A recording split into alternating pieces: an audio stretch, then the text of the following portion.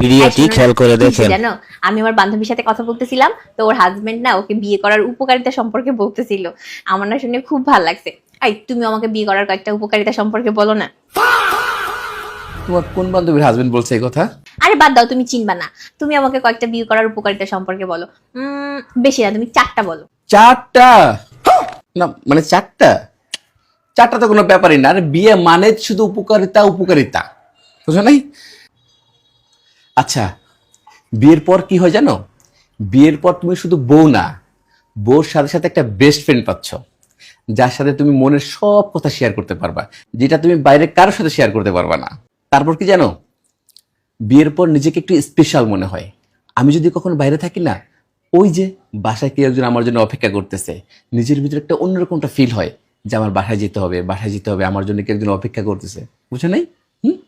তারপর কি হয় জানো, বিয়ের পর জীবনটা একদম শান্ত হয়ে যায়, একটা গোছালো জীবন হয়ে যায়।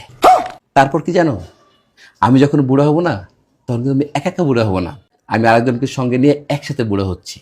তারপর শেষ বয়সে দুজনে একসাথে জীবনটা চলা। তারপর তুমি না বললা 4টা হয়েছে তো? আচ্ছা, তাহলে তুমি এবার আমাকে বিয়ে করার 4টা অপকারিতা সম্পর্কে বলো। আরে দূরে, তুমি এটা কি বলতেছো? বিয়ে করার কোনো অপকারিতা আছে নাকি? আরে বিয়ে করার পর তো শুধু উপকার আর উপকার, উপকার তো উপকার। আরে কোনো না কোনো অপকারিতা তো অবশ্যই আছে, আমি জানি। আচ্ছা, আমার সাথে তোমার এরকম করার কি আছে বলো? আমাকে বলতে তোমার কি সমস্যা? আমি কি ওইরকম? তুমি বলো, নিশ্চিন্তে বলো, কোনো সমস্যা নাই, বলো। বিয়ের পর বউর সাথে তুমি যেটা বেস্ট ফ্রেন্ড পাচ্ছ, ব্যাপারটা কিন্তু এখানে শেষ না।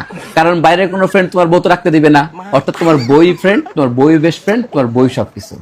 আহা, আমি তো তোমাকে বলি নাই, আমি অন্য মানুষের বউর কথা বলছি। তুমি তো এমন না, বুঝো নাই? তারপর ওই যে বিয়ের পর নিজেকে একটু স্পেশাল ফিল হওয়া, তোমার জন্য কেউ বাসায় অপেক্ষা করতেছে, আসলে সে শুধু তোমার জন্য অপেক্ষা করতেছে ব্যাপারটা কিন্তু এমন না। সে তোমাকে ফোনের উপর ফোন দিতেই থাকবে। ধরো তুমি তোমার কোনো বন্ধুর সাথে আড্ডা মারতেছো, আর তখন তোমার বউ ফোন দিতেই আছে, আর তুমি রিসিভ করে বললা তুমি খেয়ে ঘুমিয়ে পড়ো, আমার আসতে দেরি হবে, কিন্তু সে মানলো না। সে খালি ফোন দিতেই থাকবে। আহা, আমি তোমার কথা বলি নাই, তুমি তো এমন না, আমি তো অন্য মানুষের বউর কথা বলছি। তারপর বিয়ের পর জীবনটা শান্ত হয়ে যায়। আসলে শান্ত না হয় তো উপায় নাই। বিয়ের পর তোমার সাথে তোমার বউ এত ঝগড়া করবে, তাই জীবনটা বিয়ের পর অটোমেটিকলি শান্ত হয়ে যাবে। আহা, তুমি কেন এমন করতেছো? আমি তোমার কথা তো বলি নাই, তুমি তো এমন না, আমি তো অন্য মানুষের বউর কথা বলছি, আর তুমি তো তাদের থেকে আলাদা। আর বিয়ের পর বুড়ো হওয়ার যে ব্যাপারটা, আসলে বুড়া না হয়ে তো উপায় নেই। বিয়ের পর বউ তোমাকে এত প্রেশার দিবে, প্রেশারের ঠেলায় ছেলেরা অটোমেটিক বুড়ো হয়ে যায়।